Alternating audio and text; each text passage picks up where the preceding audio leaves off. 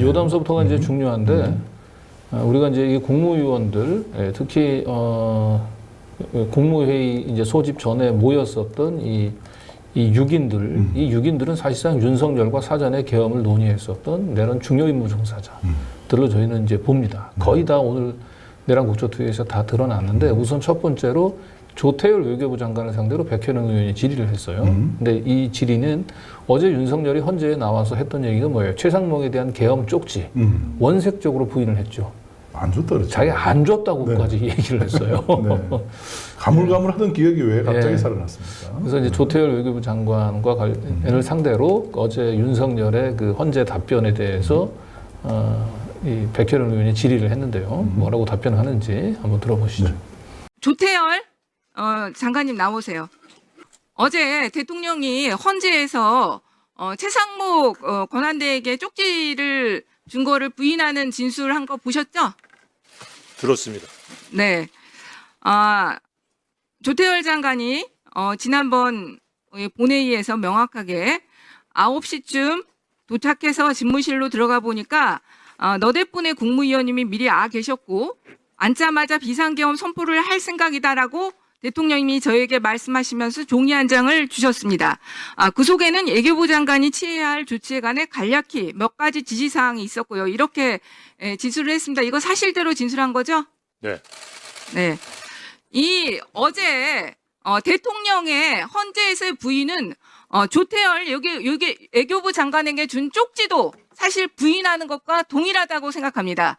대통령이 앞으로 만약 이 부분에 대해서 또다시 질문이 나오거나 진술을 해야 될 때 장관에게 이 쪽지를 준 사실도 부인할 것이라고 생각합니다. 그래도 장관은 정확하게 명확하게 대통령으로부터 쪽지를 받았다 얘기하겠습니까? 가정적인 상황에 대한 질문이기 때문에 그 답변은 적절치 않다고 생각합니다. 저에 관해 주신 종이에 대해서도 부인한다고 단정하기 어렵다고 생각합니다. 그러면 다시 한번 물을게요. 어쨌든 본인이 대통령으로부터 직접 쪽지를 받은 것은 맞다. 맞습니다. 제가 본회의에서 그렇게 답변했습니다. 장관께서도 명확한 입장을 계속해서 밝혀주시길 바라고요.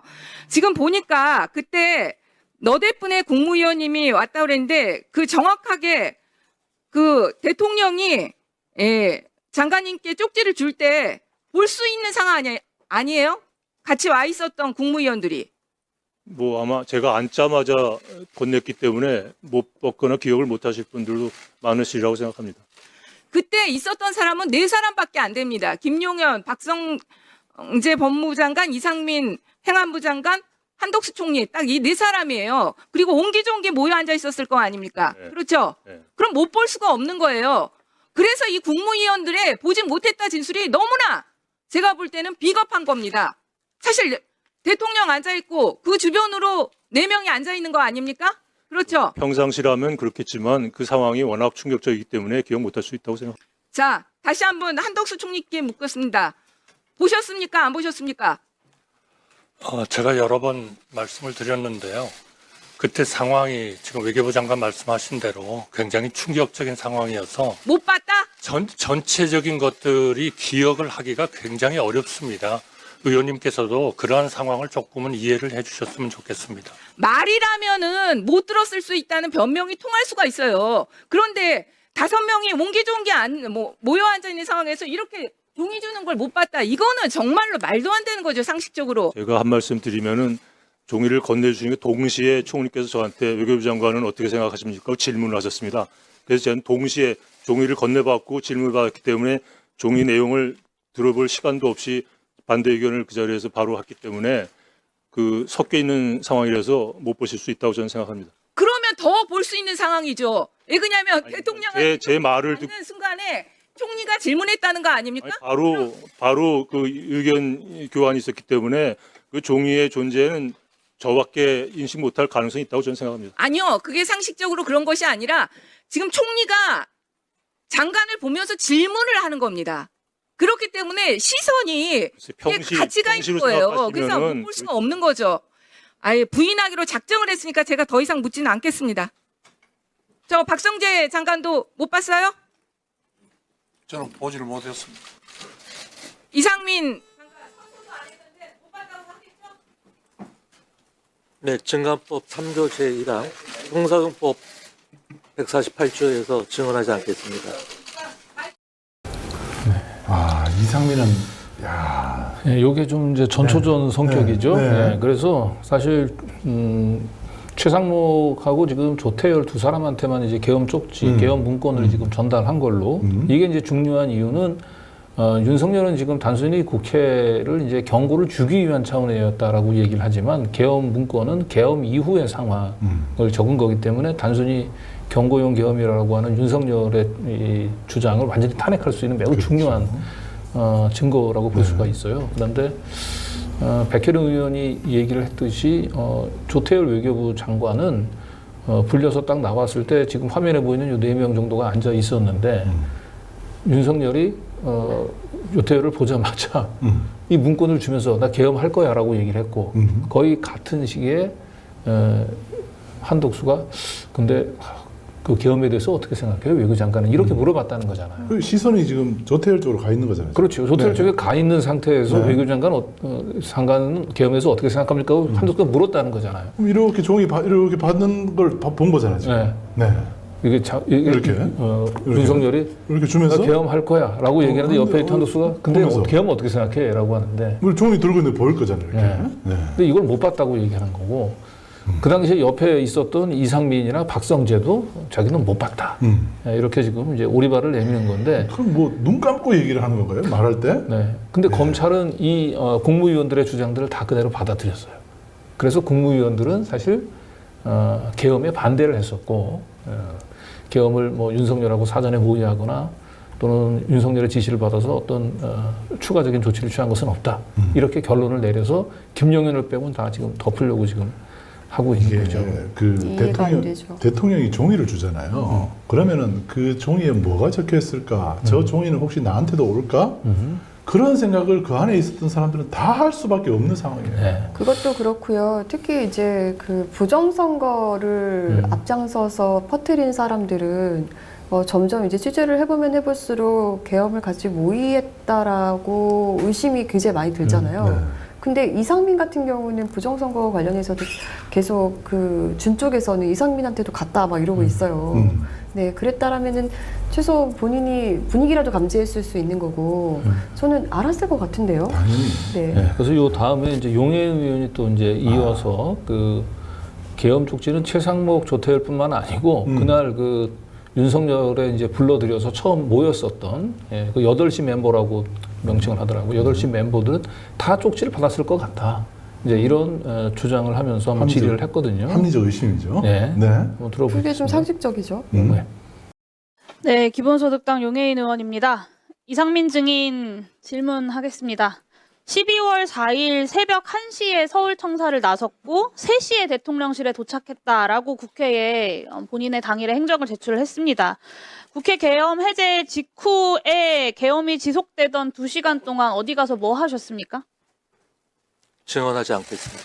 누구 만나셨습니까? 증언하지 않겠습니다. 박성재 법무부 장관도 새벽 3시에 대통령실에 들어왔고 그 이전 행적이 전혀 제출되지 않았거든요. 박성재 장관이랑 함께 있었습니까? 사무실에 있었습니다. 저는 본인은 사무실에 있었다. 그러면 2시 한 40분쯤 출발하셨다는 말씀이신가요? 그 정확한 시간은 모르겠습니다. 그 사실관계를 좀 제출을 해주세요. 아무리 휴대전화를 교체하고 비화폰을 쓰고 동선을 다 숨겨도 추가 수사하면 다 꼴이 밟힐 거고요. 오늘 이 자리에서 진술하지 않는 것은 역사에 끝까지 내란 속의 윤석열의 오른팔로 남겠다라는 선언을 하는 겁니다. 동의하십니까, 이상민 증인? 결코 동의할 수 없습니다. 피의자 윤석열이랑 어떤 사전 모의도 없었다고 주장하는 이상민 증인이 심지어는 계엄을 말리고 반대했다라고 주장을 하는 증인이 어떻게 이렇게까지 윤석열과 혼연일체가 되어서 움직였는지 저는 정말 좀 놀라운데요. 한번 살펴보겠습니다. 이상민 증인 12월 3일 23시 37분 소방청장에게 전화로 언론사 단전 단수 조치 지시한 바 있죠? 증언하지 않겠습니다. 장관이 지시하자마자 10분 사이에 소방청 차장이 서울본부장에게 전화하고 소방청장이 서울본부장에게 전화합니다. 계엄 관련 경찰청에서 협조해달라. 요청이 오면 잘 협력해주면 좋겠다. 협력할 일이 많이 발생할 수 있다. 계엄 건의권자이기도 하고 충무계획의 주무부처의 장인 행안부 장관이 비상계엄 중에 직접 지시를 하니까 10분 내에 현장 지휘관까지 전파가 돼서 실행 준비를 한 겁니다. 소방이. 10분 뒤에 소방청장이 똑같은 내용으로 경기본부장에게도 전화합니다. 언론사뿐만 아니라 성간이 단전단수 사전 계획한 바 있습니까, 증인? 증언하지 않겠습니다.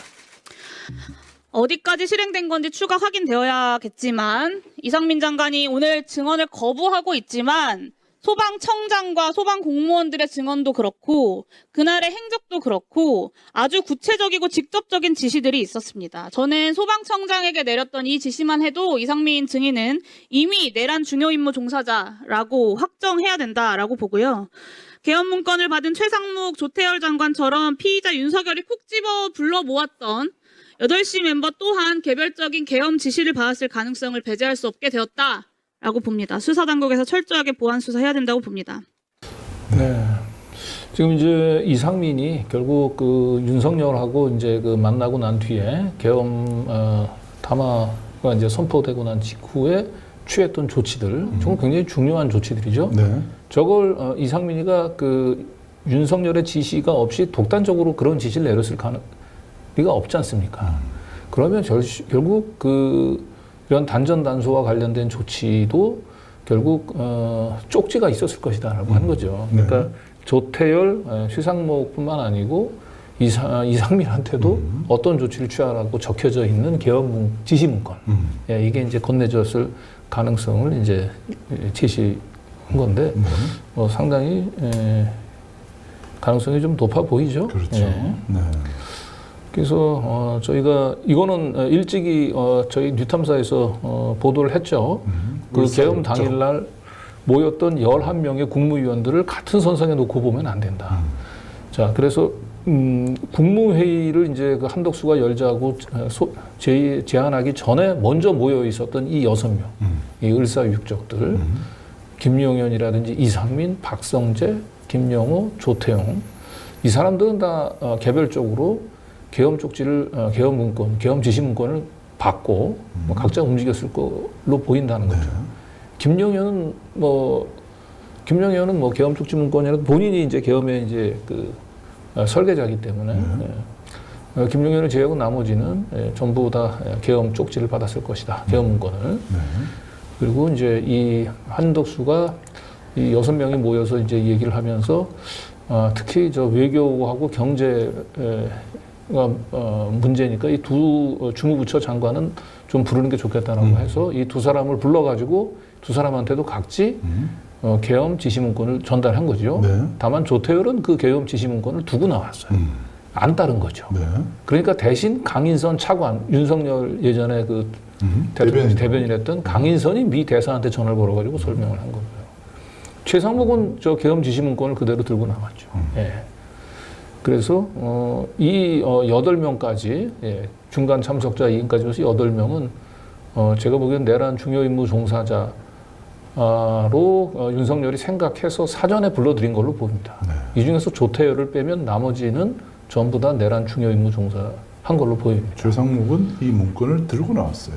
그렇죠. 들고 나왔습니다. 그리고 나머지 이제 3명의 장관들은 국무회의 쪽수를 채우기 위한 그런데 이제 동원된 것이 불가하다 이렇게 보는 거죠. 그렇죠. 그래서 오늘 저희들이 이제 가졌던 문제의식과 거의 같은 생각들을 갖고 용해인 의원이 이상민 당신도 계엄 쪽지, 계엄 지시 문건을 받았지 않겠냐라고 하는 질의를 날카롭게 했습니다. 네. 자, 그런데 이제 지난번에 이제 조선일보가 김용현만 빼고 나머지는 다 무혐의를 해주겠다는 식으로 보도를 했죠. 네, 오늘 그 내란 국조 특위에서 봤지만은 이 한덕수를 비롯해서 특히 처음 모였었던 6명의 국무위원들 같은 경우는 다 내란 중요임무 종사자로 A4 한 장씩의 그 계엄 지시 문건을 받았을 가능성이 매우 높은 사람들이다. 특히 이상민은 뭐 거의 이제 빠져나가기 어려울 것 같아요. 뭐 대답을 안 하겠다고 하는 거는 부인하지 않은 거죠. 네. 그런데도 검찰은 이런 부분들에 대한 수사를 지금 제대로 하지 않은 상태에서 다 덮고 가자. 이렇게 조선일보를 통해서 지금 이제 살짝 여론을 띄워본 건데 예, 이거는 검찰 내 친윤 세력들의 생각인 것 같아요. 예. 검찰 내 슬슬 이제 반윤 세력들은 여기에 지금 좀 태클을 걸고 있는 것 같아요. 네. 지금 그 징표가 지금 하나 드러났어요. 그렇죠. SBS에서 오늘 보도된 건데요. 네. 개헌 문건 밑에 최상목이 받았던 그 계엄 문건, 네. 계엄 지시 문건 밑에 페이지 수 같은 게 적혀 있더라. 예, 필수. 8. 예, 그죠? 그렇죠. 1이 아니고 8이에요. 8. 예, 저거는 수사 기밀에 해당돼요. 저 수사 기밀이 저렇게 언론에 흘려져 나왔다라고 하는 거는 국무위원들 전원을 저렇게 무혐의 처리하려고 하는 이 검찰 내 친윤 세력들에 대해서 불만을 가진 반윤 세력들이 저는 언론에 흘렸다고 봅니다. 네. 저 숫자 8의 의미가 뭐겠습니까? 계엄 문건, 앞에 7장이 더 있다는 뜻이죠. 그 최소한 7장이 더 있다는 얘기죠. 그러면 1페이지는 뭐 이상민, 2페이지는 뭐 박성재가 참고할 거, 네. 그리고 뭐 7페이지는 외교부 장관, 8페이지는 최성목이. 자, 보십시오. 1페이지 김용현, 2페이지 이상민, 3페이지 박성재, 뭐, 4페이지 한덕수, 5페이지 김용호, 6페이지 뭐 이렇게 이런 하면 8페이지가 맞아요. 아, 예, 네. 딱 맞죠. 네, 딱 우연히 맞네요. 맞습니다 지금. 네. 그리고 네. 물론 이제 또 다른 가능성도 있어요. 왜냐하면 최상목한테 건네줬던 계엄 지시 문건이 한 페이지가 아니라 최소한 8페이지다. 그렇죠. 이런 가능성도 있긴 있어요. 아, 최상목이 혼자 8페이지 다 받았을 수도 있다. 네. 그러니까 최상목한테 지시한 사항들이 좀 많았을 수 있다 이거죠. 네. 그러면 이제 그 최상목한테 했던 지시 사항 중에 그 긴급 유동성, 무제한 공급 이 부분들도 아마 담겼을 가능성도 있다. 그러니까 두 가지 가능성이 다 있지만 네. 있는데 어느 쪽으로 그 결론이 나더라도 최상목이 얘기했었던 대로 또는 검찰이 그동안에 발표했던 대로 국무위원들은 내란의 사전에 공모한 혐의를 찾을 수 없었다라고 하는 이 수사 결론은 뒤집어야 돼요. 네. 예. 어느 쪽으로 결론이 나더라도 굉장히 큰 파장을 불러올 수 있는 보도를 오늘 SBS가 한 겁니다. 그러네요. 이거는 기존의 검찰 이 수뇌부가 가졌던 수사 프레임을 검찰 내부에서 누군가 불만을 가지고 이거는 언론에 흘린 겁니다. 이제는 이대로 덮을 수가 없어요. 그래서 검찰이 바라는 대로 공수처로부터 빨리 윤석열 사건을 집어오더라도 검찰 내에서 이런 반윤 세력들이 계속 흘릴 겁니다. 아, 네. 최상목이 지금 권한대행 오늘 그 헌재에서 최상목의 그 변호인들이 오늘 진땀을 흘렸지 않습니까? 네.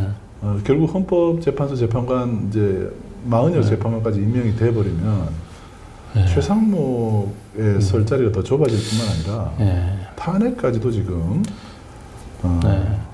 뭔지 모르지만 어제 그 헌법재판소의 윤석열의 발언이 검찰 내 반윤 세력들을 조금 격분케 한 것 같아요. 그리고 말도 안 되는 윤석열의 주장에 꽤 맞춰서 우리 검찰 수뇌부가 다시 한번 우리 검찰 조직을 욕보이겠구나. 이러면 진짜 다음 정부에서 우리 수사권 통째로 그냥 다 말아먹겠구나. 그렇겠죠. 예, 이제 이런 생각에 저는 검찰 내부에서 반기를 들었던 것 같습니다. 윤석열이 그것까지는 생각을 못한 것 같아요. 자기가 가서 얘기를 하면은 분위기가 바뀌고 극우들이 준동할 것이다. 네. 이런 생각에 한 가지밖에 모르는 거예요. 네. 거짓말하면은 분명히 진실을 알고 있는 사람이 입을 열게 됩니다. 네. 이게 법 중요한 자연의 법칙입니다. 제가 볼 때는 이제 심우정 검찰총장 등 검찰 수뇌부는 윤석열의 눈치를 볼 수밖에는 없는 상황인 것 같아요. 뭔지 모르지만 내란의 검찰 수뇌부는 개입됐을 가능성이 매우 높다고 봅니다. 네.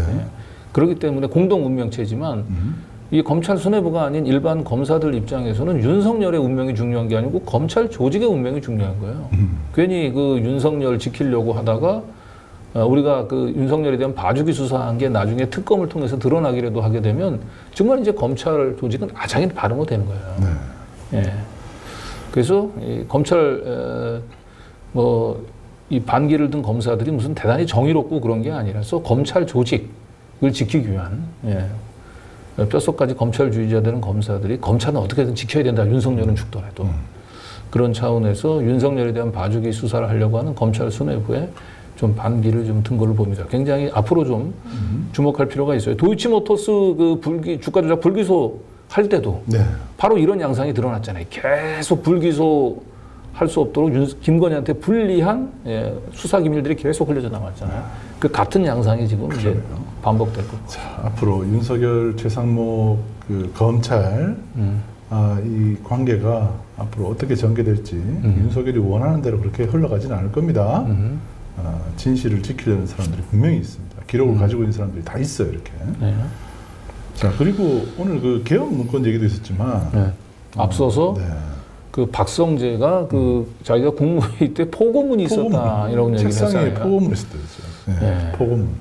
그러니까 제가 볼 때는 이 페이지 수 8페이지 중에 한 3페이지 정도에 아마 포고문, 박성재가 참고하라고 얘기하는. 왜냐하면 이제 개헌 때 포고문 발표는 법무부 장관이 뭐 해야 되는 뭐 이제 그런 업무일 수도 있을 것 같아요. 네. 네. 그래서 그 지난주에 있었던 이 내란 국조특위에서 나왔던 이 포고문의 존재가 오늘 나왔던 이 질의 하고 이렇게 합쳐 보면은 확실히 그날 참석했었던 이 초기 멤버들 6인은 다 뭔가 윤석열로부터 문건 하나씩 받았던 게 아닌가 싶어요. 네. 네. 자, 박성재 그 포고문 봤다는 네. 그 장면 발언을 실제로 다시 한번 들어보시죠. 박성재 장관님, 아까 전에 김병주 의원님 질의 때 국무회의에 포고문이 있어가지고 거기에 계엄 사령관 알 수 있었다 이런 취지로 얘기했죠. 포고문이 한 장 있었던 것 같습니다. 포고문이 있어서 그래서 박한수 총장이 저는 이름은 정확하게 모르겠지만 그러니까 포고문이 있었다. 예. 그러면 그 포고문은 다 한 장만 있었어요? 저는 한 장 본 것 같아요. 그러면 다른 국무위원 국무위원들인데 다 놓여졌는지는 모르겠는데 그게 뭐 한 사람 한 사람보다는 이렇게 놓여 있었던 것 같습니다. 놓여 있었어요? 자, 그 한덕수 총리님 포고문 지금 놓여 있었다고 하는데 보셨습니까? 전혀 논의된 바가 없고 아니 전혀 본 적이 아니니까요. 없습니다. 본 적 없어요? 네. 지금 박성재 장관님은 그 포고문이 놓여 있었다고 그러는데 자리에 저는 본 적이 한 없습니다. 사람 한 사람 다 놓여 있거나 그런 상황은 아니었던 것으로 생각합니다. 아니 박성재 장관님 앞에 놓여 있었으면 다 놓여 있었다고 보는 게 합리적이지 않습니까? 저는 왜 그러냐면 이거 굉장히 중요한 사실입니다. 지금 여태까지 국무위원들의 발언 속에 국무회의 때 이 포고문이 있었다는 내용이 오늘 사실 처음 나왔어요. 근데 이 포고문이 있었다는 게 왜 굉장히 중요하냐면 지금 포고문 내용이 이원 이법한 요소로 가득 차 있습니다. 지금 그 이론은 모든 정치활동 금지. 그 포고문하고 지금 말씀하시는 건 다른 겁니다. 그럼 포고문이 아니에요? 그거는 포고령 이야기 하시는 거고 포고문 그럼 담화문을 얘기하는 거예요? 포고문은 담화문 계엄, 얘기하는 거예요? 일시 겸 사령관 지역 요것만 있는 거고. 계엄 일시 포고령은 아니었다? 포고문을 이야기합니다. 포고문? 예. 포고문이 그러니까 포고문도 처음이네. 계엄 일시. 그러면 일시는 뭐라고 돼 있었는데요? 그 날짜가 적혀 있었던 것 같은데 시간이 있었을 거 아니에요. 시간. 정확하게 모르겠습니다. 그러니까 네. 지금 말씀하시는 그런 부분이 포고문이 있었는데 그런 포고문을 갖고 의논을 하고 이게 어떻고 하는 그런 상황까지도 가지 못했습니다. 어쨌든 포고문이 다 있었다. 그러면 다 하기보다는 총리님 저는 봤습니다. 그 포고문은 있었습니까 자리에? 그러면 저는 보지 못했습니다. 못 봤어요? 네. 그러면은 지금 전혀 논의도 없었고요. 당연히 그런 것들이 있었으면은 정식 안건으로서 이렇게 제기가 됐어야 될 텐데 전혀 그런 거 없었습니다. 잠깐 지금 그 뒤에 앉아 계신 국무위원분들 중에서 박성재 장관이 말한 포고문 보신 분 손 들어보세요. 솔직히 좀 손도 들어요. 다들 뭐 불리한 거 입 딱 닫고 말이야. 포고문의 내용이 일시 정확하게 다시 한 번만 얘기해 보세요. 뭐뭐뭐 있었다고요? 일시 네. 그다음에 계엄 종류 계엄 사령관 이런 정도 있었던 것 같아요. 계엄 종류가 있을 수 있나? 예. 그게 법에 정해져 있는 내용 아닌가 싶습니다. 네. 네. 저 아무리 생각해봐도 그 박성재가 네. 책상에 다 있었네요. 다 했다 했다가 또 다 없다 했다. 청기 누설을 한 거예요. 네. 그죠? 그때 처음 가보니까 모여있었던 6명 앞에는 다 한 장씩 뭐가 있었던 거예요. 있었다는 거죠. 요 6명. 근데 네. 박성재가 봤던 그 문건에는 포고문이라고 게 있었던 것 같아요. 그거 아마 밑에 3자로 적혀 있었겠죠. 이 3번. 네. 네. 네, 그런데 이게 이제 포고령이 아니고 본인이 포고문이다 뭐라고 얘기를 했는데 이게 과거에 계엄령 하에 이 포고문이라고 하는 게 이렇게 있었더라고요. 이렇게 생겼어요. 예. 포고문 해가지고. 포고문 해서 날짜 적혀 있죠. 네. 네. 시간 적혀져 있고요. 예, 포고문 내용들이 쫙 저렇게 있으면서 사전 검열하고 네. 휴교 조치하고 아니 뭐 그런 건 뭐 내용은 중요하지 쭉 않고 이렇게 예. 시간 적혀 있고 통행금지 적혀 있고 네. 이런 것들. 네. 그리고 계엄사령관 누구다 뭐 이렇게 부산지구 계엄사령관 육군 이렇게 중장. 예, 이런 포고문 양식이 만약에 저 계엄이 그냥 그 성공했다고 얘기한다면 저런 포고문을 이제 전국에 이제 각 벽보에 쫙 붙이는 일을 아마 법무부에다 지시를 한 게 아닌가. 아, 법무부가 저런 거를 그러니까 각 그 저 장관들 앞에 각자 계엄 하에서 수행해야 될 지시사항들이 적혀 있는 계엄 쪽지, 계엄 문건들을 다 한 장씩 준 건데 박성재가 받아본 그 계엄 지시 문건에는 포고문이 있었을 가능성이 높다는 거죠. 왜냐하면 포고문에 적혀 있는 그 지시 사항들을 어긴 사람을 잡아놔야 될 거잖아요. 네. 그런 걸 검찰에서 해야 되잖아요. 그렇죠. 네. 그러니까 이제 지금 네. 박성재가 네. 그게 필요했던 거죠. 네. 야, 그래서 이거 아주 제대로 잡혔습니다. 예, 이거 검찰 수사 완전히 엉터리로 한 거예요. 그러니까. 예. 참. 그러니까 최상목 같은 경우는 이제 비상입법기구 설치되면은 그 예산안 마련하라고 하는 거를 받은 거고 각자의 임무를 받은 게 훨씬 설득력이 있을 것 같습니다. 그렇죠. 네. 예.